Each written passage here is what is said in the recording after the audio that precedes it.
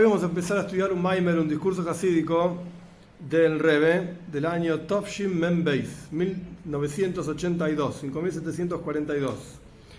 Este no es un Maimer muy largo, no es un discurso largo, probablemente nos lleve 2 clases. Y tampoco es un discurso complejo, solamente hay algunas partes que hay que hablar un poquitito de qué se trata y cómo funciona y explicar. Este discurso lo vamos a estudiar como preparación para Yud Shvat, para el 10 de Shvat. El 10 de Shvat es el día, en 1951, que el Rebbe asume su liderazgo como, valga la redundancia, líder del movimiento Chabad. En 1950, ese mismo día, fallece el Frierdiker Rebbe, el Rebbe anterior, Rebbe Yosef Yitzchak Schneerson de bendita memoria. Y un año después, hay montones de historias al respecto de por qué un año después y cómo, etc. En ese momento ahora para todo esto, hoy es una clase de un Maimer, de un discurso. Un año después, el Rebbe en un Farbrengen, en una reunión hasídica del 10 de Shvat, recitó un discurso. ¿Cuál es el discurso que recitó? Como, por así decir, asumiendo el liderazgo. Un discurso que empieza con las palabras Bossi Legani. Bossi Legani significa he venido a mi jardín. Y ahora voy a explicar por qué y de qué se trata. Pero, ¿por qué es que el Rebbe recita un discurso empezando con estas palabras? ¿Por qué elige este discurso para asumir su liderazgo? El Rebbe anterior dejó un discurso de 20 capítulos, ¿sí? Que año tras año el Rebbe explicó en el día de Yud Shvat, en el 10 de Shvat, un capítulo de este discurso, de estos 20 capítulos. Entonces, el primer año el Rebbe dijo un discurso empezando con estas palabras, explicando el primer capítulo principalmente de este discurso Bossi Legani del Rebbe anterior. Porque el Rebbe anterior dejó, por así decir, este discurso como si fuese un testamento. ¿Cuál es la avoida? ¿Cuál es el servicio a Dios de la generación que sigue? Entonces el Rebbe tomó esto de esta manera y de vuelta, año tras año fue explicando un capítulo. El Rebbe terminó en 20 años una rueda de explicación de los 20 capítulos y luego comenzó 20 años la segunda vuelta de explicación de estos 20 capítulos del discurso original Bossi Legani. Los 5 primeros capítulos son los más famosos, pero en realidad son 20, que explican montones de asuntos. Básicamente, ¿cuál es la avoida? ¿Cuál es el servicio a Dios que nos corresponde hoy en día? Y si yo tuviese que resumir, cosa que no puedo hacer, pero si hiciese lo que no puedo hacer, y resumir todo el Maimer, todo el discurso en un asunto, el asunto es Mesirus Nefesh, es entregarse a Dios. Cuando uno se entrega a Dios, Dios nos da las fuerzas para lidiar con todas las dificultades del Golus, con todas las dificultades de este exilio, y podemos, a través de las fuerzas que Dios nos da y cuando nos entregamos a Él, revelar la presencia de Dios aquí abajo, traer a Moshiach. Si yo tuviese que resumir todo el Maimer, lo resumiría en esas palabras. Por supuesto que hay muchísimos más asuntos. Entonces, el discurso que nosotros vamos a estudiar es el discurso del capítulo 12, que corresponde para este año. El capítulo 12 es un capítulo relativamente corto, muy interesante e intenso en términos de la explicación de ese capítulo. El discurso que nosotros vamos a estudiar, de vuelta, 1982, Tovshin Mem Beis, es el discurso del Rebbe que explica este capítulo número 12. En los primeros 2 capítulos de este discurso fluye, digamos, bastante fácil, porque el Rebbe está haciendo una especie de resumen de los 11 primeros capítulos, para recién después, en el tercer capítulo de este discurso que vamos a estudiar, que Dios mediante vamos a ver por lo menos la mitad de hoy, ahí el Rebbe explica su visión, por así decir, del capítulo número 12 de ese discurso original del Frierdiker Rebbe. Entonces, en resumen, tenemos un discurso original de 20 capítulos y tenemos 40 o más discursos del Rebbe explicando este discurso original del Rebbe anterior. Nosotros vamos a estudiar uno. Vamos a empezar. Lo voy a decir directamente en castellano, pero las primeras expresiones, quizás algunas ideas, en hebreo voy a traducir el Dios mediante. Bossi Legani Ajoisikalo, vine a mi jardín, mi hermana, mi novia. Este es un versículo de Shir HaShirim, el Cantar de los Cantares, que el Midrash, como trae el discurso original del Rebbe anterior, interpreta diciendo que cuando Moishe Rabbeinu construye en el desierto el Mishkan, el tabernáculo, para que resida la presencia de Dios en la tierra, ahí Dios dice, yo vine a mi jardín. Volví al lugar que era mío, mi jardín, mi espacio. Vamos a ver. Sobre esto trae el Rebbe anterior en su discurso que comienza con esta misma frase, que fue dado por el Rebbe anterior mismo para estudiar el 10 de Shvat, la primera vez en el año 1950, y también en los años posteriores y sucesivos a esto. Dice el Midrash, Legani, ¿qué significa cuando Dios dice vine a mi jardín? Lignuni, esto es mi espacio privado, es mío, como si fuese el fondo de mi casa, una cosa así. Al lugar que era principal para mí desde un comienzo. Porque al comienzo de la creación, el lugar principal donde estaba la presencia de Dios era en este mundo. En los discursos sucesivos del Rebbe, explicando el discurso del Rebbe anterior, explica qué es este lugar principal, Ikar Shechina. Toda una explicación larga, qué significa la principal presencia de Dios, el lugar principal donde estaba la presencia de Dios, sea como fuere. Estaba acá abajo, en este mundo físico y material. Solo que a través de 7 asuntos no buenos, así aparecen Bilti Retzuim, que no fueron positivos en la historia, 7 generaciones de personas que hicieron diferentes tipos de transgresiones, estas personas echaron literalmente a la presencia de Dios, por lo cual la presencia de Dios se retiró de aquí abajo y se fue, como la echamos más para arriba, fuera de acá, con diferentes transgresiones de idolatría, la generación del diluvio, robo, todo tipo de cosas que fueron echando a la presencia de Dios aquí abajo. Y después 7 generaciones posteriores de 7 tzadikim, 7 justos, entre quienes estaban Abraham Avinu, trajeron de vuelta, Abraham, Yitzhak, Jacob, etc., trajeron de vuelta la presencia de Dios de arriba hacia aquí abajo. Nuestros sabios cuentan en el Talmud que hay 7 cielos, que no significa 7 capas como una cebolla, literalmente, físicamente hablando, son algo espiritual, entre paréntesis, ya que estamos hablando de esto, parece adecuado mencionar que cuando la Toira da una descripción de la realidad, por ejemplo, el Rambam Maimónides a comienzo de su libro, Mishneh Torah, explica cómo es el mundo y empieza a hablar de los diferentes cielos y los 7 cielos, y el Talmud habla de los 7 cielos y le pone un nombre a cada uno, y vos mandás un cohete al cielo y no encontrás 7 cielos. Vas a encontrar el mundo donde vivimos, la Tierra y el espacio, el sistema solar, y etcétera, etcétera. Ay, la Toira habla de 7 cielos, ¿qué maíz es esto? ¿Qué tonterías son estas? Has v'shalom. Y la explicación es, la Torah está dando una descripción, un modelo espiritual para hablar del mundo que sea útil para nosotros de acuerdo a la observancia de Torah y mitzvot que tenemos que hacer. La Torah no es un libro de astronomía, la Torah no es un libro de biología, la Torah es un libro de Torah, de enseñanzas, y nos enseña cómo vivir una vida significativa, cómo conectarnos con Dios, etc. Un ejemplo más simple que esto incluso, de los 7 cielos, es, la Torah dice que todas las criaturas que viven en el agua, si tienen escamas y aletas se pueden consumir, son kosher, digamos, se pueden consumir, y si no tiene escamas y aletas no se puede consumir. La Torah llama pez a todo lo que vive en el mar, en el agua, etc. Pero sabemos muy bien que en el mar viven mamíferos como la ballena, viven moluscos como qué sé yo, montones de moluscos diferentes, el pulpo, montones de tipos de animales diferentes. Entonces, ¿cómo llamás a un pulpo pez? Sos un bruto. ¿Cómo llamás a una ballena un pez? Sos un bruto. Un pez es un pez y una ballena es un mamífero. Y la respuesta es muy simple. El objetivo de la Toira es saber si se puede comer o no en ese contexto, por lo menos Parshat Shmini, Parshat Re'ei. ¿Se puede comer o no se puede comer? Bueno, mira, ¿vive en el agua? Sí. Ok, ¿tiene escamas y aletas? Sí, no. Si tiene escamas y aletas se puede comer, no tiene escamas y aletas no se puede comer. ¿Cómo lo llamás? Mamífero, pez, molusco. Haz lo que quieras. No cambia nada, no cambia la realidad. Entonces no es que la Toira es un libro de biología anticuado, mal hecho. No saben lo que es la diferencia entre un mamífero y un pez y un molusco. ¿Cuán bestia puede ser? No. El modelo de la Toira tiene un objetivo. El objetivo es saber si se puede comer o no se puede comer. Después, como lo llames, a mí qué me importa cómo lo llamas. Llámalo como quieras. Pirulo. ¿Tienes escamas y aletas? Se puede comer los pirulos. ¿No tienes escamas y aletas? No se pueden comer pirulos. No importa cómo se llaman. O como la ciencia los quiera llamar. Quiere decir que una cosa no quita la otra. Este es el punto clave. La ciencia está bien y llama a las ballenas mamíferos y está bien. Y la Torah está bien y llama a la ballena un pez y está bien. Porque queremos saber si se puede comer o no. Bueno, cerramos paréntesis. 7 generaciones negativas echaron a la presencia de Dios de este mundo y por así decirlo mandaron a los 7 cielos.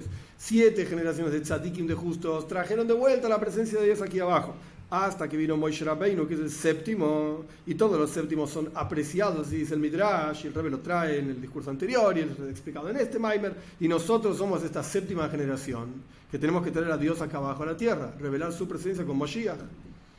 Y trajeron de vuelta aquí abajo a la tierra, física, que no hay nada por debajo de esto, la presencia de Dios. Cuando Dios se reveló en el Mishkan, en el tabernáculo, y en el Mikdash, en el templo, etc. Y de la misma manera, al respecto de cada uno de nosotros, que nos fue dada la fuerza desde Moshe Rabbeinu, a través de que Toira Tzivalanu Moshe, Dios, la Toira que nos entregó, nos mandó Moshe, es la herencia de toda la congregación de Jacob. Entonces, ¿por cuánto Moshe nos manda la Toira? Porque Dios se la mandó, obviamente. Pero Moshe nos manda la Toira, con este mandato nos viene la fuerza para poder lograr lo mismo que logró Moshe Rabbeinu. ¿Qué logró Moshe Rabbeinu? Traer la presencia de Dios aquí abajo. Si nosotros, que somos la séptima generación, similar a Moshe, que fue la séptima generación de Tzadikim, él trajo la presencia de Dios a la tierra, nosotros tenemos la capacidad de traer a Dios aquí abajo a la tierra. Traer la Shechina, sea lo que fuera que quiere decir, la presencia de Dios. Hoy no vamos a profundizar en esto. Y más profundo todavía, la presencia de Dios Él mismo, no solamente su revelación, pero no voy a entrar en los detalles de esto porque no es el asunto del Maimer, el discurso, traerlo aquí abajo a la tierra. Y esto es lo que significa el versículo, el Pasuk. En Tehilim, en los Salmos, Tzadiki mirshu aretz v'ishkenu la'ad alea. Traducción literal, sin el Maimer, por así decir. Traducción literal, los justos heredarán la tierra y residirán por siempre en ella. Y está hablando de Gan Eden, los justos se van a ir a Gan Eden, en el paraíso, se van a vivir ahí, muy lindo. Pero explica el Rebbe anterior en su discurso, basado en otros discursos hasídicos anteriores, que el trabajo de los tzadikim, porque de vuelta el versículo empieza tzadikim, los justos, irshuares, heredarán la tierra. La voy del trabajo de los tzadikim, que se refiere a cada uno de nosotros, por cuanto está escrito que tu pueblo son todos tzadikim, en Ishaya. ¿Cuál es el trabajo de cada uno de nosotros?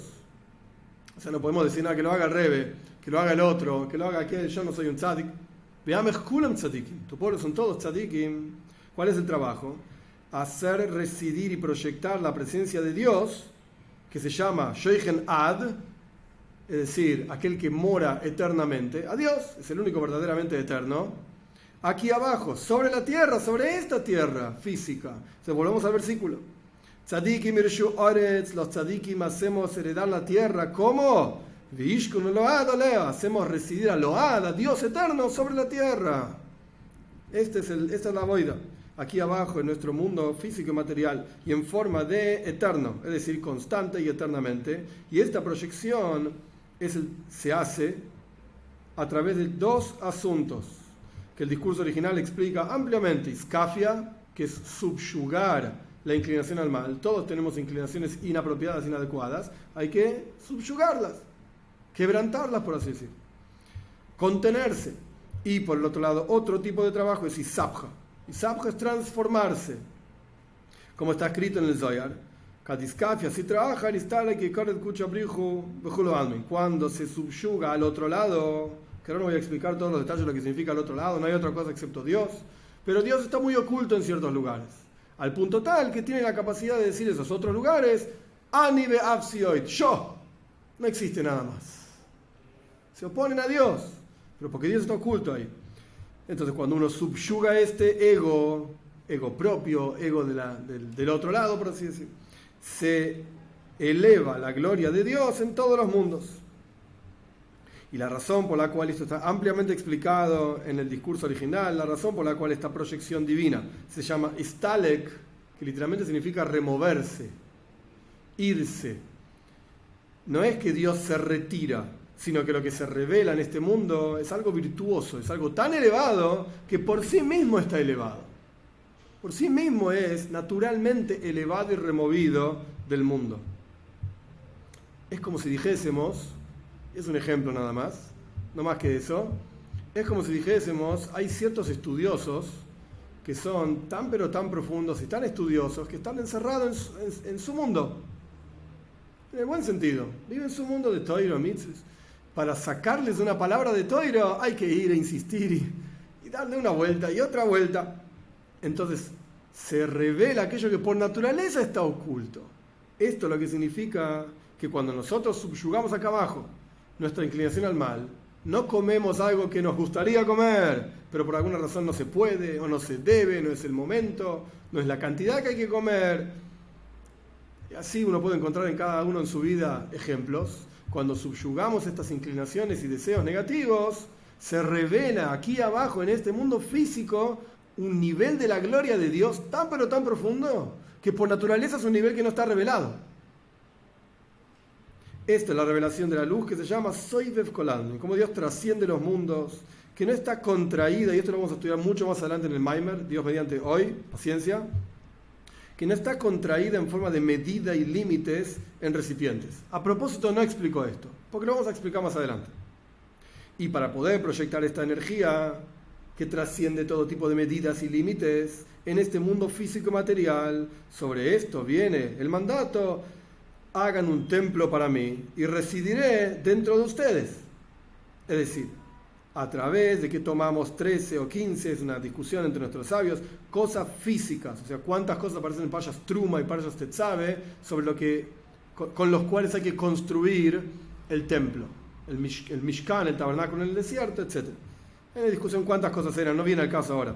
A través de que tomamos toda esa cantidad de cosas, 13 o 15 cosas físicas, y hacemos de esas cosas físicas un templo para Dios, a través de esto, Dios va a residir dentro de nosotros. Es decir, va a haber una proyección de la parte principal de la presencia de Dios aquí abajo en este mundo. Punto. Capítulo número 1. Entonces, resumen, súper resumido. El lugar de Dios, ¿dónde es? Acá. ¿Por qué Él quiere? Nosotros lo echamos 7 generaciones. Después lo trajimos de vuelta 7 generaciones. Y hubo la 7ª generación que lo trajo a la tierra de vuelta. Y ahí es donde Dios dice: vos y le gane. Vine a mi jardín, Lignuni, mi lugar privado donde desde el comienzo yo quería estar ahí. Esto es vos y le gane. ¿Y cómo se hace esto? A través de Iskafia Bisabja.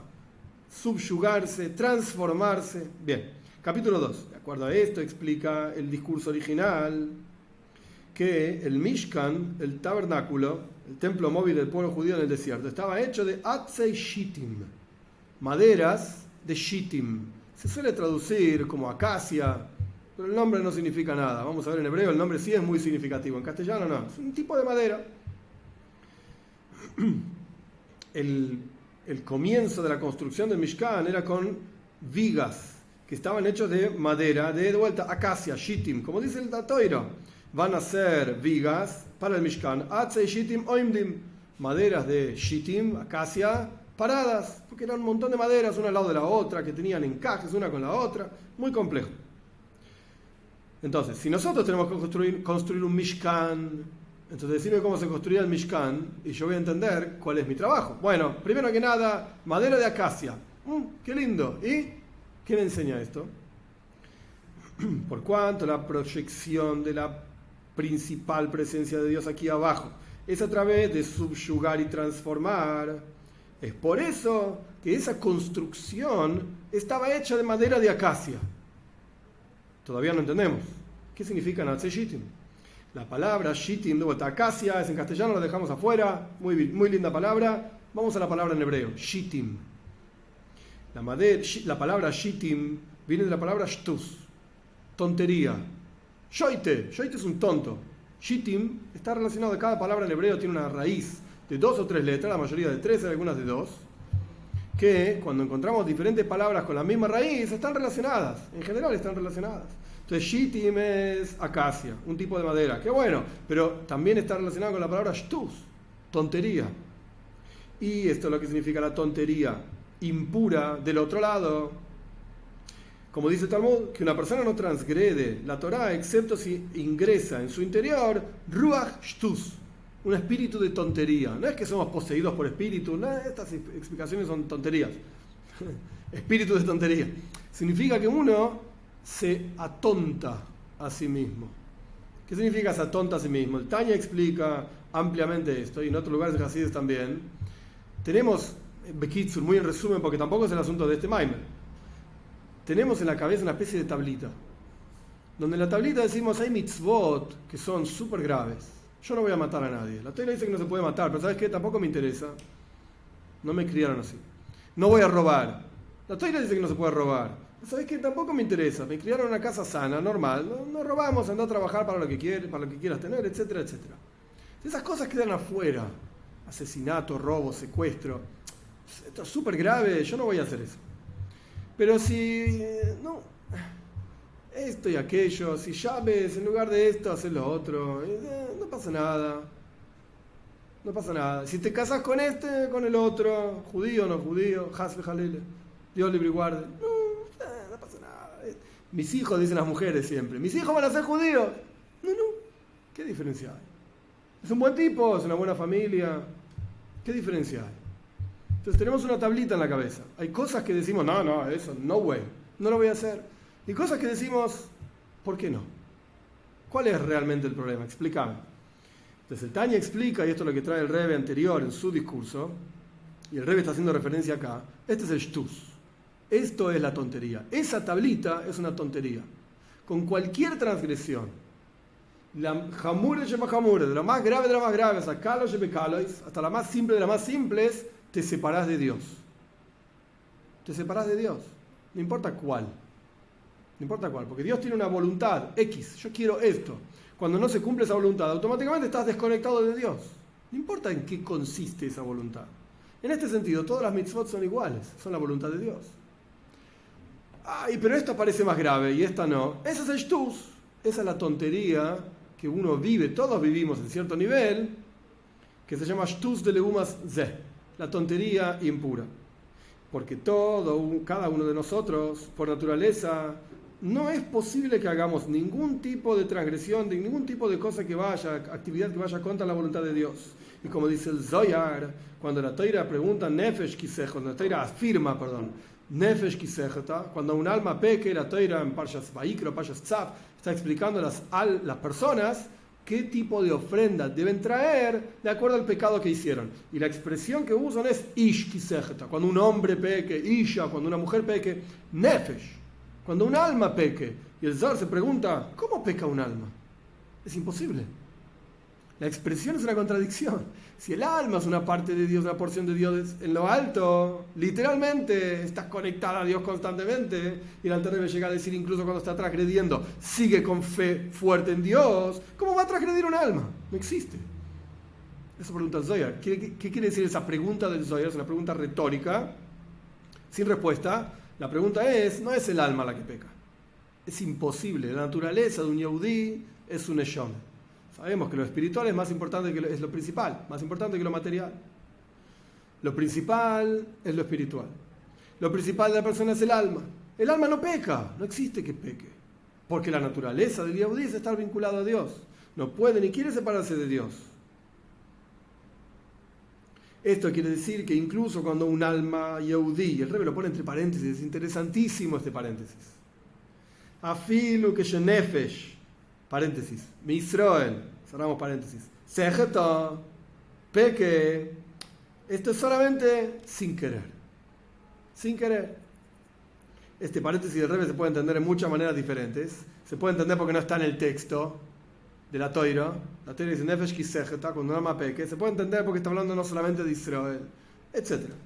Sea como fuere, el Zohar nos explica que la naturaleza de un Yehudí es cumplir la voluntad de Dios. Y cuando peca no es algo a propósito, no es algo premeditado, por así decirlo. Porque no le ocurre a ningún tzadik ninguna cosa negativa. Como dijimos anteriormente, veame Judan Tzadikim, tu pueblo son todos tzadikim. Y el hecho de que una persona transgrede la Torah es solamente porque ingresó en su interior Ruach Shtus, un espíritu de tontería impura. Y por eso también las vigas del templo, del Mishkan, del tabernáculo, estaban hechos de Atzei Shittim, maderas de acacia, Shittim, Shtus. ¿Por qué? ¿Por qué alguna otra parte? Ok, Shittim ya entendimos, Shtus. El Rebbe explica, el Rebbe anterior, que hay que transformar Shtus de Klipa en Shtus de Kedusha. Tontería impura, envolvernos tontos en forma pura. Es decir, dejar de lado el intelecto e ir para adelante cumpliendo Torah y mitzvot, sin hacer tantas maquinaciones y tantos cálculos. Eso es Shtus, la tontería. Pero ¿por qué justamente las vigas del Mishkan estaban construidos de Shittim, de madera de Shittim? Porque la palabra viga en la Torah se dice Keresh. Keresh es una viga. una columna. Y Keresh tiene las mismas letras que la palabra Sheker. Sheker quiere decir mentira. Son 3 letras. Kuf, Reish, Shin, Keresh. Una columna, no una viga. Y Sheker es Shin, Kuf, Reish. Son las mismas letras.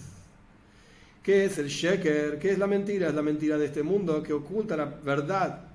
La verdad de Dios. Que todo el mundo entero es un mundo divino. Es un mundo donde la presencia de Dios está oculta. Ese es el Keresh. Ese es el Sheker del mundo.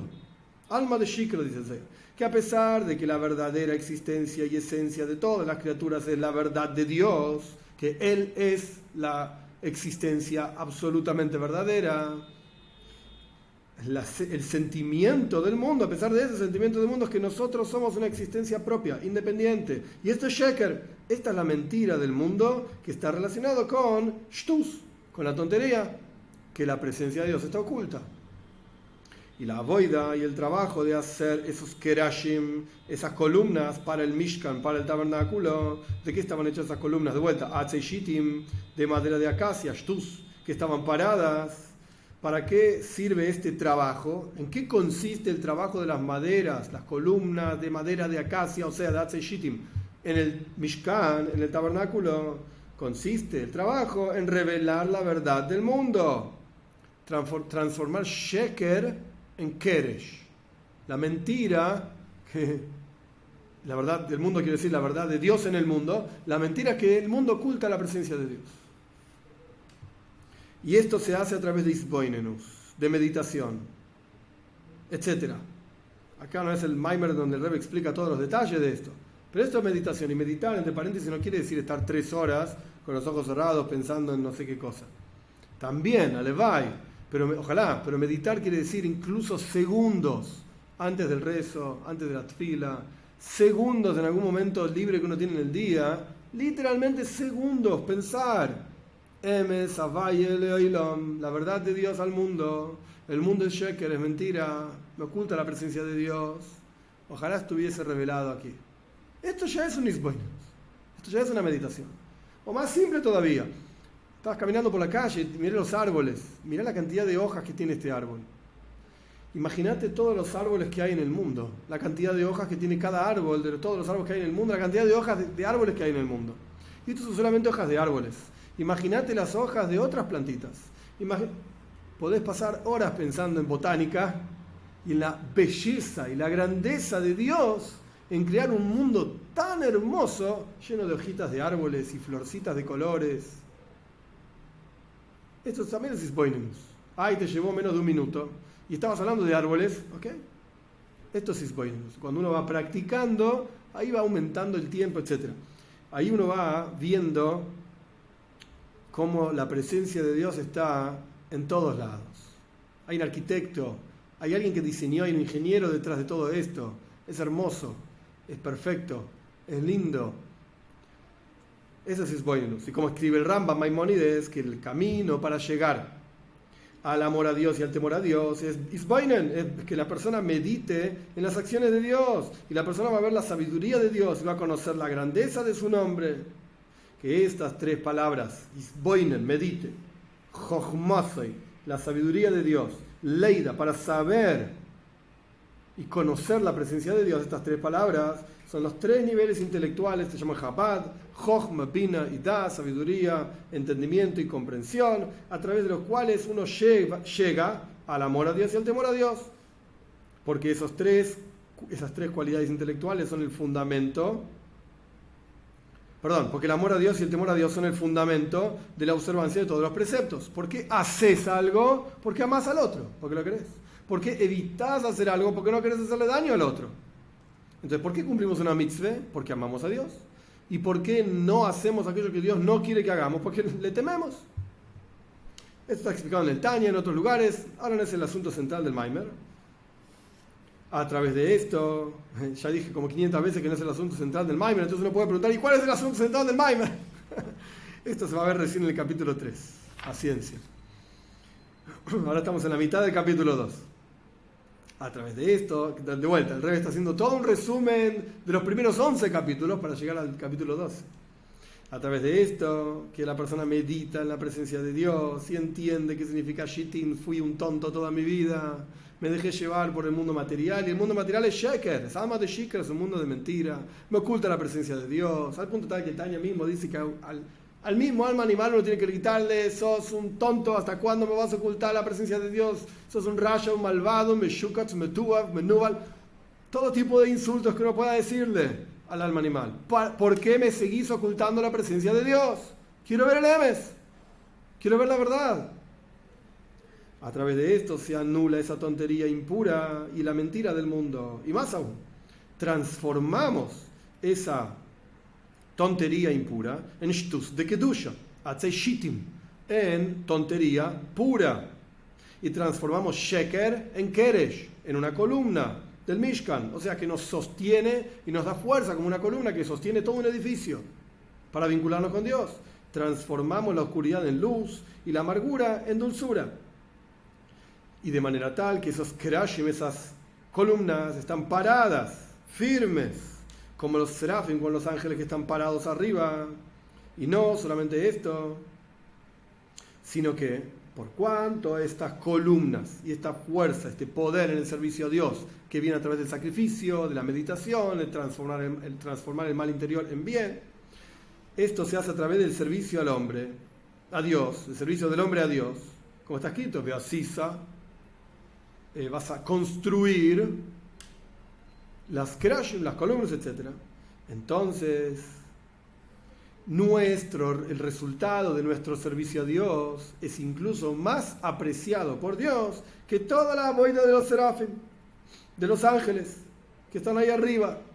Y la razón de esto es muy simple, a pesar de que el Rebbe no lo trae, es poshut, súper simple. Los ángeles tienen una naturaleza, y esa naturaleza nunca la transgreden, siempre sirven a Dios con la misma naturaleza, por eso se llaman Hayes HaKodesh, animales santos, siempre siguen en servicio a Dios. El ser humano puede ir contra su propia naturaleza. La fuerza del libre albedrío es tan poderosa que puede ir contra su propia naturaleza. Entonces, cuando el ser humano, pudiendo ir contra su naturaleza, va de acuerdo a su naturaleza para servir a Dios, como dijimos antes, que la esencia de cada Yehudí es servir a Dios, esto es más preciado por Dios que todo el servicio a Él, a Dios, de los infinitos ángeles que hay. Porque a los ángeles no se les ocurre otra cosa. A mí sí se me ocurre otra cosa, y sin embargo estoy estudiando Torah. En este servicio a Dios de los seres humanos, nos transformamos en mehalgim, en andantes. Como dice el versículo, voy a hacer de ustedes andantes, voy a hacer de ti andantes entre estos que están parados. Los ángeles se llaman parados, de vuelta, porque siempre siguen su propia naturaleza. Pero los seres humanos, a través del servicio a Dios, podemos andar, crecer, al punto tal que esto se transforma, como dijimos antes. Hagan un templo para mí y voy a residir dentro de ustedes. Proyectamos la presencia de Dios, Ikar Shechina, lo principal de la presencia de Dios, hasta la esencia misma de Dios. Peshohanti, dice el versículo, yo, dice Dios, voy a residir. Yo es la esencia misma de Dios. Y esto es Bos y Legani, esto es vine a mi jardín, Lignuni, a mi lugar principal, la casa misma de Dios, que este asunto de la casa es que Dios se encuentra aquí con toda su propia esencia. Como está explicado en otros lugares en Hasidus, que es una casa. En mi casa soy yo. Cuando salgo de mi casa me tengo que vestir, y tengo que hablar de una manera determinada, tengo que parecerme esto y lo otro, porque me están mirando. En mi casa soy yo. No tengo que parecer nada. Y estoy revelado, no me oculto. Entonces, ¿qué quiere decir Dira Betachtoinim, una casa para Dios aquí abajo en este mundo material, que lo hacemos nosotros, como ya explicamos ampliamente, Iskafia, Isabja, subyugando, transformando? ¿Qué significa todo eso? Que Dios esté Él mismo revelado aquí abajo. Él y revelado, estos dos asuntos. Y como está escrito que los cielos y los cielos de los cielos no te contienen, y pregunta retórica de Shlomo Melech, el rey Salomón, esta casa que construyó Shlomo Melech, el rey Salomón, el primer templo, ¿te va a contener? Los cielos y los cielos de los cielos no te pueden contener. Esta casa te va a contener. Y la explicación de este versículo es, en términos hasídicos, no una pregunta retórica, una afirmación. A pesar de que los cielos y los cielos de los cielos de los cielos, es decir, los mundos supremos, no te contienen, Dios, no pueden captarte y tenerte. Esta casa que se hace a través del servicio a Dios de cada Yehudí, Azul y Mikdash, hacemos un templo de nosotros mismos y del mundo a nuestro alrededor, esto sí lo puede contener a Dios. Esto es Dira Betachtoinim. Hacer de cada uno de nosotros una morada para Dios, con cada mitzvah que cumplimos, con cada porción de Toira que estudiamos, etc. Y sobre esto dice la Toira, Beshohanti Besoy Ham, en plural, residiré dentro de ellos, dentro de cada uno de nosotros. El comienzo de esta proyección de Beshohanti decide traer la presencia de Dios aquí abajo y la esencia misma de Dios aquí abajo a este mundo material. El comienzo de esta proyección es en el corazón de cada Yehudí, cada uno de nosotros. Y a través de que cada uno de nosotros somos dadivosos de corazón, como dice la Toira en Parshas Truma, en donde está explicado estos versículos de Hagan un templo para mí, residiré dentro de ellos. Kol netiv livoye viea, es Trumas Hashem, cada persona, hombre y mujer de corazón bondadoso, dadivoso, tiene que traer la donación a Dios, de vuelta, 13 cosas, 15 cosas, a través de las cuales se hace el Mishkan, el tabernáculo. Esto es lo que genera que la presencia de Dios resida literalmente en el tabernáculo físico, porque el tabernáculo se llama también templo, y el templo se llama tabernáculo, y principalmente hablando del templo en Jerusalén, esta casa, el primer templo de Shlomo Amelech, el segundo templo, el tercer templo, en donde residía la presencia de Dios en forma muy profunda, cuanto más aún en el tercer templo, que será construido rápido en nuestros días, literalmente, a través de Mashiach Tzidkei. Esta es la mitad del segundo capítulo. Continúa el Maimer, el Rebbe explicando el discurso del Rebbe anterior, que esta es también la razón, y ahora nos acercamos más al asunto de este Maimer. Todavía no llegamos, pero nos estamos acercando mucho. Esta es la razón también por la cual el pueblo de Israel se llama Tzivoy Hashem. Dios, cuando saca al pueblo de Israel de Mitzrayim, dice la Toira, vas a sacar a mis huestes de Egipto. Tzivoy Hashem son las huestes de Hashem. Somos el ejército de Dios. Los Yehudim somos el ejército de Dios. ¿Qué significa esto? Entonces, el Maimer explica, el Rebbe anterior, ampliamente este asunto. El Rebbe lo va a resumir ahora en el parrafito que queda, digamos. Y después, en el tercer capítulo, entramos realmente al asunto de este Maimer. Vamos a ver. La palabra tzava, que en general lo traducimos como ejército, pero hay 3 traducciones de la palabra tzava. La palabra tzava viene de la palabra jai, el ejército. Como la tzava, el ejército. Porque la avoida, el trabajo de transformar sheker, la mentira del mundo, y el shtus, y la tontería del mundo, en kedush, en santidad, es en forma de guerra. Hay una guerra que cada uno de nosotros debemos librar, y por eso somos un ejército, porque hay una guerra. Y la victoria de la guerra es a través de los soldados, justamente. Y esta es la razón también por la cual este adjetivo, Tzivoy Hashem, el ejército de Dios, le fue dado al pueblo de Israel justamente en la salida de Egipto. Ahí en donde, por así decir, se revela este asunto de Tzivoy Hashem. Es como una persona que está en la facultad de medicina, primer año, segundo año, tercer año, etcétera, estudia, pero solo cuando rinde los exámenes y particularmente hablando el examen final, con la residencia y con toda la historia de lo que significa la medicina, ahí le ponemos el adjetivo doctor. Este es doctor en medicina. 5 minutos antes de que algún empleado público ponga el sello en el diploma, ¿era doctor en medicina o no? Sí. ¿Se agregó algún conocimiento a la persona entre que terminó los exámenes y se puso el sello en el diploma? ¿Se agregó algo en esta persona? Probablemente no. Quizás estuvo leyendo unos libros más, pero no cambió mucho la cosa. Ya era un doctor en medicina. ¿Y ahora qué pasó? ¿Por qué de repente cuando tiene el diploma de doctor en medicina se revela este adjetivo en esa persona? Ahora te llamamos doctor en medicina.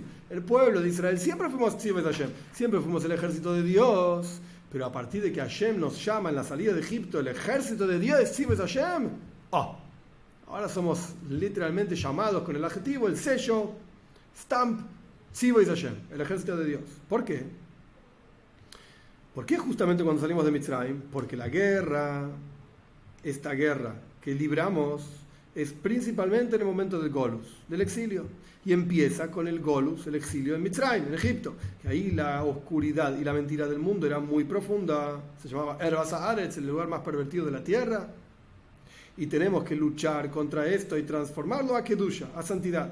Y a través de esto se genera la salida de Egipto y la Geule, la redención del exilio. Este asunto de la victoria está enraizado, plantado y enraizado en la esencia misma del alma. Tenemos una motivación, un drive, una fuerza interior de ser victoriosos. Toda persona sana tiene esta fuerza.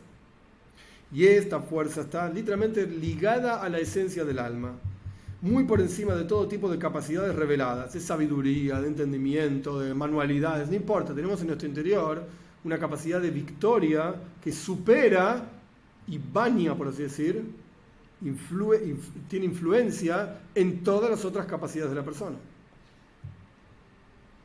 Y esta es la razón por la cual, para esa victoria en la guerra, el rey, que es un ejemplo esto obviamente, pero está hablando de Dios, el rey despilfarra literalmente todos sus almacenes y tesoros, y los tesoros de sus padres, aquellos tesoros que nunca usó para ninguna cosa y tampoco para otras cosas muy importantes en su reinado, los tesoros que se vinieron juntando generación tras generación, padre, padre y padre, reyes y reyes y reyes y reyes de reyes, etc. Juntaron tesoros y perlas y oro y plata, todo tipo de piedras preciosas y cosas hermosas.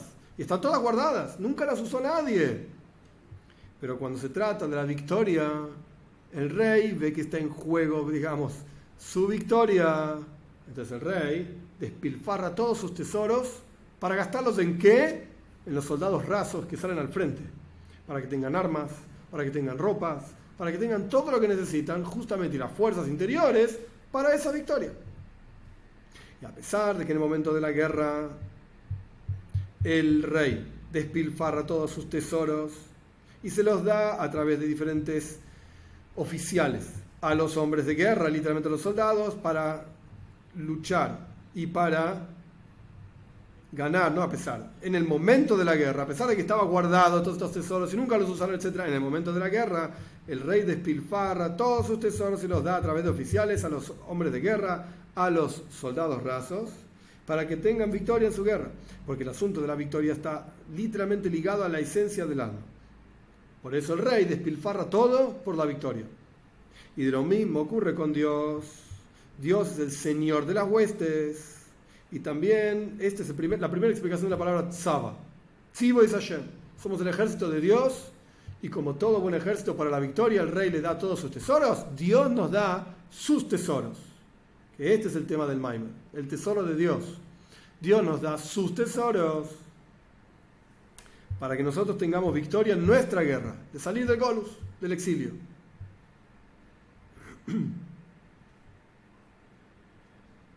La razón por la cual Dios se llama el Dios de las huestes es porque Él lucha contra los malvados, contra la maldad en el mundo.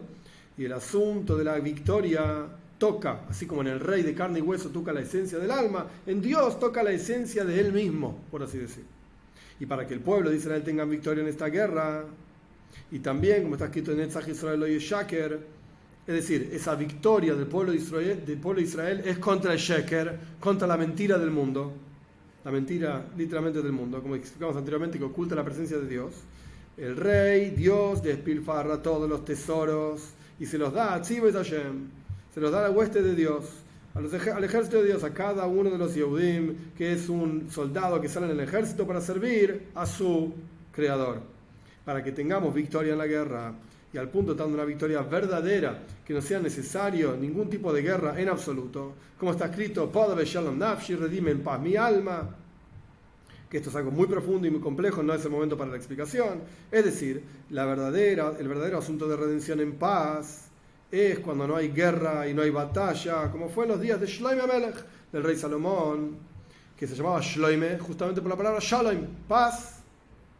Porque paz hubo en los días de él para el pueblo de Israel, y más aún, como va a ser rápido en nuestros días, literalmente con la redención verdadera a través de Mashiach Tzidkeinu. Punto. Segundo capítulo. Resumen del segundo capítulo. Shittim, shtus, acacia, tontería, shittim. Y estos shittim son kerashim, son columnas. que tienen que ser transformados en shtus, tontería, de kedusha, entregarse totalmente a Dios, y del sheker, de mentira del mundo que oculta la presencia de Dios, a keresh, a columna. Esta es la construcción del Mishkan, del templo. Cada uno de nosotros somos el templo, y para esta guerra que tenemos contra el Golus, contra el exilio, nos llamamos Tzivois Hashem, el ejército de Dios.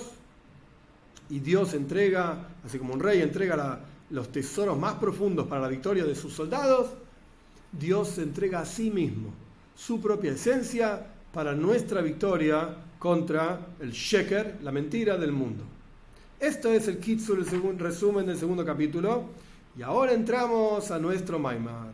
Ahora entramos realmente a lo que este discurso de este año, que corresponde con el capítulo 12 de los 20 capítulos, ahora entramos al asunto.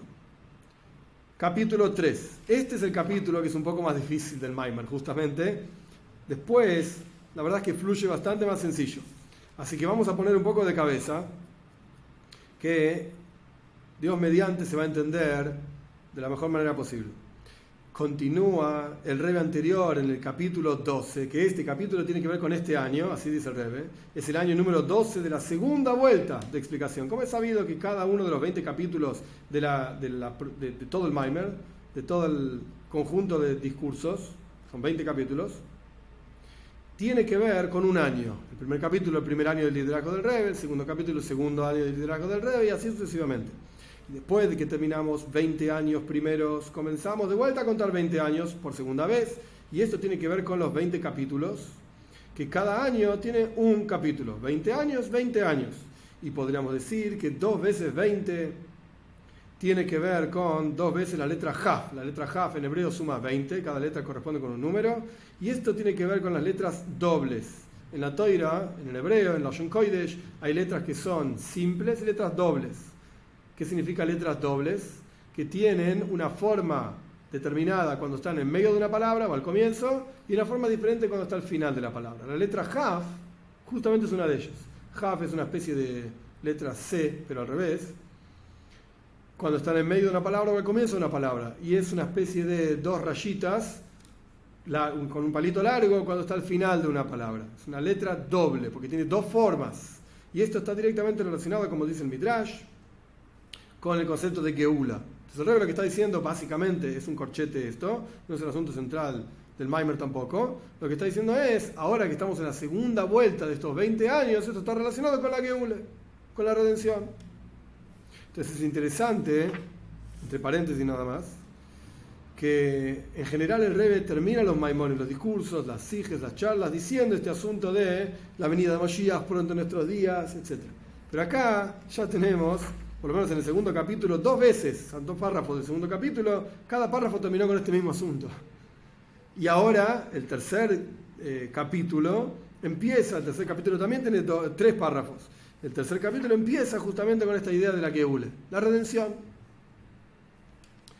Ahora bien, en este capítulo número 12 del Maimar original, capítulo número 3 de nuestro discurso, el Rebbe explica que para poder entender el tesoro que Dios entrega a cada uno de nosotros para luchar contra el Golus, contra el exilio, y traer la presencia de Dios a la tierra, Bos y Legani, que Dios vuelva a su lugar, etc. Para esto, ¿cuál es el tesoro? Tenemos que entender primero una frase del Tikkun Zohar. Tikkun Zohar dice así, lo voy a leer en hebreo y después lo traduzco y vamos a explicar. El Tikkun Zohar dice así: Or ein soif lemailo mailo aden keitz ulemato mato aden tachlis. Esta es la frase del Tikkun Zohar. Tikkun Zohar dice así: la luz infinita, que esto justamente es lo que vamos a discutir. ¿Qué es Or ein soif, la luz infinita? ¿De qué se trata? Esta luz infinita está arriba, sin límite, y abajo, sin fin. Esto es lo que dice el Zohar. ¿Entendiste bien? ¿No entendiste? No importa. Esto es lo que dice el Zohar. Pero el Rebbe anterior dice que para entender qué es concretamente lo que Dios nos da en nuestro interior para luchar contra nuestras inclinaciones, contra nuestro alma animal, contra el golus, el exilio, el ocultamiento de Dios, ¿qué fuerzas te da Dios? Para entender esa fuerza tenés que entender esta frase primero, del Zohar. Es decir, el tesoro es el nivel del Mailo Aden Case. El tesoro que Dios te da es algo tan pero tan profundo que el Zohar lo explica de manera tal que está arriba, sin límite. Eso es lo que Dios te da para que tengas éxito en la guerra, etc. Solo que para entender qué significa esto y cuál es la increíble virtud que tiene el concepto de arriba, sin límite, primero tenés que entender qué significa abajo, sin fin. Y esto justamente es el capítulo 12. Este es el asunto central de este discurso. ¿Qué significa, punto número 1, Orein Soy? ¿Qué quiere decir la luz infinita? Punto número 2, que está abajo, sin límite. En los próximos capítulos, el 3, 14, el Rebbe anterior en su discurso explica le Mailo den Tachlis, qué significa arriba, que es el tesoro de Dios, nos entrega su propia esencia. Esto es lo que tenemos y eso está en la Toira. Andan Nafshik Sabes y Aves, el primero de los 10 mandamientos, ahora traduzco esto. El primero de los 10 mandamientos es Anoiji Hashem Elokeja, yo soy Dios tu Señor. La palabra Anoiji, dice el Talmud, son 4 letras. Anna Nafshik Sabes y Aves, yo a mí mismo, en estos escritos me entregué. La esencia de Dios está en la Toira. Como dice también la Toira, la Parshas Truma, Veikjuli Truma, dice la Toira. Tomen para mí donación. Veikju Truma, tomen donación. ¿Qué significa Veikjuli Truma? El Zohar dice, tómenme a mí, dice Dios. Agárrenme a mí. Y Juli, tómenme a mí. ¿Y cómo lo tomamos a Dios? Truma, Toira. La Toira fue entregada en 40 días. Truma, la palabra Truma es Toira con una mem. Tómenme a mí, dice Dios. ¿Me quieren a mí? En la Toira. Ahí me van a encontrar. Estoy en la Toira. Bien, entonces, para entender la gran virtud que tiene el concepto de arriba, sin límite, el Rebbe anterior explica primero en el capítulo 12 qué significa abajo, sin fin. A través de esto vamos a entender la gran virtud de arriba, sin límite, que es el tesoro que Dios nos da. Y explica el Rebbe anterior qué significa la expresión que está en montones de lugares en Kabbalah, en Hasides, Or Ein Soif. Tres palabras. Or quiere decir luz. Ein quiere decir sin. Soif quiere decir fin. Or Ein Soif, la luz infinita. ¿Qué es esto? Punto número 1. No estamos hablando de la luz del infinito. No estamos hablando de la luz del infinito. Es decir, que el Ein Soif, sin fin, infinito,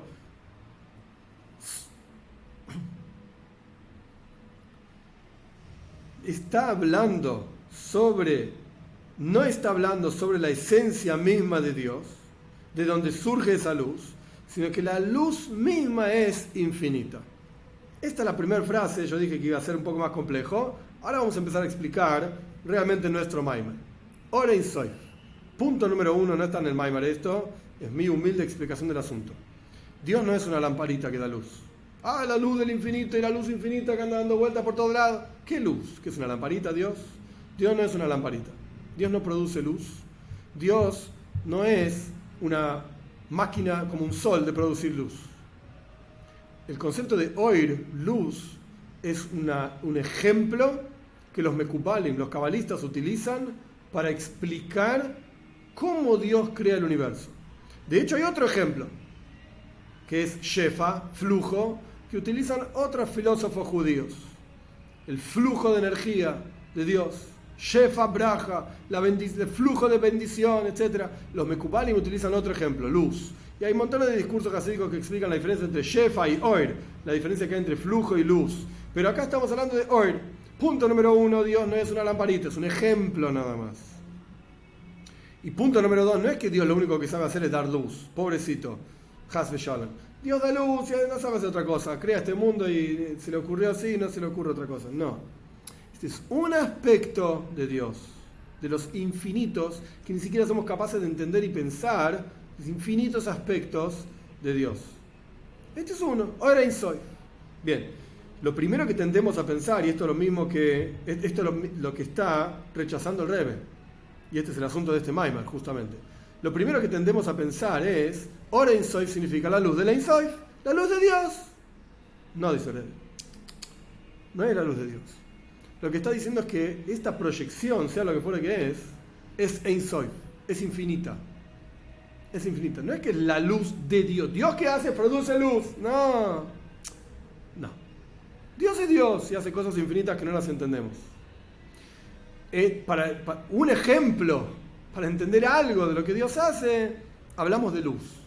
Dios produce, proyecta una luz, una energía, que lo llamamos hoy. Esa energía es Ein Sof, es infinita. ¿Por qué? Vamos a estudiar. La razón por la cual la luz que Dios produce es Ein Sof, es infinita, es porque la luz es Me'ein Amo'er. Estas dos palabras son el Hidush, la novedad del Alter Rebbe, específicamente del Alter Rebbe, en la comprensión de todo el sistema de Kabbalah y de todo el Hasidus del Baal Shem Tov y del Magid Medrich. Esta es la novedad del Alter Rebbe. Me'ein Amo'er. ¿Qué es esto? La luz es similar a la luminaria. Parece algo tonto, pero no lo es. Es extremadamente profundo y la idea básicamente es así. Cuando uno tiene una lamparita, Dios no es una lamparita, ya lo dije, pero este es un ejemplo. Si uno tiene una lamparita azul, la luz que produce esa lámpara es azul. Si uno tiene una lamparita roja, la luz que produce esa lámpara es roja, es luz roja. Ahora bien, Dios, Él es infinito. Está más allá de toda definición, y entre paréntesis, infinito y a su vez finito también. Así como tiene fuerza en el infinito, tiene fuerza en el finito también. Pero, este es otro maíz, cerramos paréntesis, la cuestión es que, por cuanto una de las características centrales de la luz, y por eso los Mekubalim y los cabalistas utilizan el ejemplo de luz para hablar de Dios, por cuanto una de las cualidades principales de luz es que es similar a la luminaria, entonces si la luminaria es Ein Sof, es infinita, el Oir, la luz que produce esa luminaria es infinita. La luz es infinita. Tiene cualidades del infinito. No es que es la luz que produce el infinito. No. Es una luz infinita, porque tiene las cualidades del infinito, porque es producida por el infinito. Bien. Por cuanto la esencia que es Dios, que es el Mo'er, la esencia de Dios que es la luminaria, es totalmente simple y es Ein Sof, es decir, es sin límite, en forma plena, completa, al punto tal que está por encima de cualquier tipo de adjetivo de final y comienzo. Cuando uno habla de Ein Sof, no tiene fin, pero tiene comienzo. ¿Dónde empezó? No entendiste. La luz, Dios mismo, perdón, cuando decimos que Él es el Ein Sof, el infinito, no quiere decir que no tiene fin, pero tiene comienzo. Haz Shalom, Dios es eterno. El mundo tiene comienzo. Dios no. Dios es eterno. Y lo llamamos Ein Sof porque no tenemos otras palabras para hablar de estas cosas. Somos seres humanos y vivimos en un mundo limitado y nuestras expresiones también son limitadas. Y queremos con expresiones limitadas hacer referencia a algo que es ilimitado. Dios no tiene adjetivos. Su esencia no soporta ningún tipo de adjetivo. Él es la plenitud absoluta. Ahora bien, por cuanto esta luz es emanada por el Ein Sof absoluto y total, entonces esta luz se llama la Ein Sof, una luz infinita. Es una luz que tiene características y cualidades infinitas. El Rebbe dijo antes también, Pshitus, simpleza absoluta, que esto es un tema súper complejo y profundo en Hasidus, Kabbalah, Hasidus, etc. Dios no está compuesto, esto lo dice Rambam también, no está compuesto, no es una sumatoria de cosas. Porque toda sumatoria de cosas tiene un límite, el límite de cada una de esas cosas. Y por lo tanto, cuando vos sumás una cantidad de cosas, por más que sumes, esto es algo para pensar, entre paréntesis, un poquitito de romperse el coco, romperse la cabeza pensando, si vos sumás 1 más 1 más 1 más 1 más 1 más 1 más 1, nunca vas a llegar al Ein Sof, nunca vas a llegar al infinito. Porque el infinito no es algo cuantitativo. ¿Cuántos unos sumaste? Uno, ¿sabes? 1 más 1 más... El infinito es algo es un salto cualitativo, es otra categoría, totalmente diferente. No es un número el infinito. El 1 es un número ilimitado específicamente al concepto de una unidad. Pero Dios es infinito, está por encima de esto, eso es Pshitus, es la simpleza absoluta, no compuesta por ningún tipo de cuestión. Ahora bien, de acuerdo a esto, vamos a seguir unos minutos más para terminar el párrafo por lo menos. De acuerdo a esto, explica el Rebbe anterior, de vuelta, la clave de todo lo que dijimos hasta acá es, hay un Ein Sof, hay Dios, que es la plenitud absoluta, y hay un Or Ein Sof, hay una luz emanada, una energía emanada por esta entidad Dios infinita, y por cuanto la luz es similar a la luminaria, esta es la novedad del Alter Rebbe, por lo tanto esa luz es Ein Sof, es una luz infinita. De acuerdo a esto explica que la expresión Or Ein Sof, que la luz infinita le mato, está abajo, sin fin. ¿Qué quiere decir esa expresión? Que la luz infinita está abajo, sin fin, que incluso como esa luz se proyecta aquí abajo, acá en este mundo material es Ein Sof, es sin fin también, es infinita. Que a pesar de que para que exista una creación aquí abajo, física y material, nosotros, para que existamos nosotros, se requiere de una cosa que se llama tzimtzum, que ahora no voy a explicar todos los detalles, Dios mediante más adelante, una contracción, una reducción de la presencia de Dios infinita, por cuanto la luz por sí misma es Ein Sof, es infinita y no tiene límites, para que exista una creación de Sfirois, que no importa que son emanaciones divinas, niveles espirituales y mundos espirituales que sean limitados. Esto justamente a través de un tzimtzum, una contracción. Ahora voy a explicar, acá hay un corchete que yo a propósito voy a saltear y vamos a seguir adelante. Y después vuelvo sobre el corchete porque aquí está lo complejo y profundo del Maimer, en mi humilde opinión. Entonces, de vuelta, a pesar de que la luz es infinita, y para pasar de un mundo infinito a un mundo finito, limitado, material, como nosotros lo conocemos y donde vivimos, se necesita un tzimtzum, una contradicción, sea lo que fuera que es. Sin embargo, incluso salteando el corchete, como esa luz se proyecta en los mundos a través de esa contracción aquí abajo y en los mundos mismos, en el nivel más bajo de este mundo, en este mundo material, aquí abajo, sin fin, la luz continúa teniendo esta cualidad del Ein Sof, como está explicado en el Maimer, en el discurso anterior, los detalles, punto. Este es el final del primer párrafo del tercer capítulo. Pero esto hay que entenderlo. Yo primero que nada salteé un corchete, que es complejo, y avancé. ¿Qué está diciendo el Maimer? Después vamos a volver al corchete, se va a entender más fácil. ¿Qué está diciendo acá el Rebbe? Que en la práctica el Rebbe hasta ahora lo que hizo fue traer 12 capítulos iniciales del discurso anterior del Frierdiker Rebbe. Hasta ahora no dijo nada, entre comillas, nada nuevo el Rebbe, por así decir. No dijo nada nuevo, lo ordenó nada más. ¿Qué está diciendo el Rebbe acá? Hay un Or Ein Sof, hay una luz infinita, que no es que es la luz del infinito. La luz misma es infinita, por cuanto es similar a la luminaria que es infinita. Perfecto. ¿Qué quiere decir eso? Eso quiere decir que aquí abajo, en este mundo material, hay una expresión infinita. Existe el infinito en este mundo. A pesar de que estamos acostumbrados a pensar que no existe el infinito acá, que nosotros pensamos en términos finitos, limitados, existen expresiones infinitas en este mundo. Este es el resumen de lo que el Rebbe mencionó, traído de las palabras del Rebbe anterior.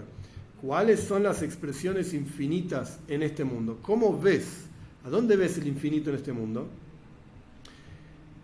Varias formas de verlo. Una forma de verlo es cuando pensamos cuán multiformes son tus criaturas, Dios. Cuán grandes son tus criaturas, Dios. La cantidad de plantas que hay en el mundo, la cantidad de objetos inanimados, minerales que hay en el mundo, la cantidad de plantas que hay en el mundo, la cantidad de animales que hay en el mundo, la cantidad de detalles dentro de cada uno de estos piedras, plantas, animales, seres humanos que hay en el mundo, los pensamientos de cada ser humano. Vas a llegar a una cosa que tu cabeza debería estar explotando. ¿Cómo puede ser que exista semejante cantidad de abundancia en el mundo, en cantidad y en calidad, los mundos supremos, ni que hablar, la cantidad de malojim y ángeles infinitos que los sirven a Dios? Cuando uno medita y piensa en todas estas cosas, solamente pensemos un detalle: la cantidad de pensamientos que surgen por la cabeza de uno mismo. Uno tiene una capacidad de pensamiento infinita. La cantidad de pensamientos que surgen en un instante determinado, si sacamos una foto del mundo, la cantidad de pensamientos que fluyen por la cabeza en un determinado periodo de tiempo, la cantidad de seres humanos que hay, que piensan esa cantidad de pensamientos en el mundo en un determinado momento, es astonishing, es sobrecogedor, es impresionante. Otro detalle interesante para tener en cuenta: hay una fuerza en el ser humano que se llama Koyach HaHoilada, la fuerza de tener hijos, de reproducirse.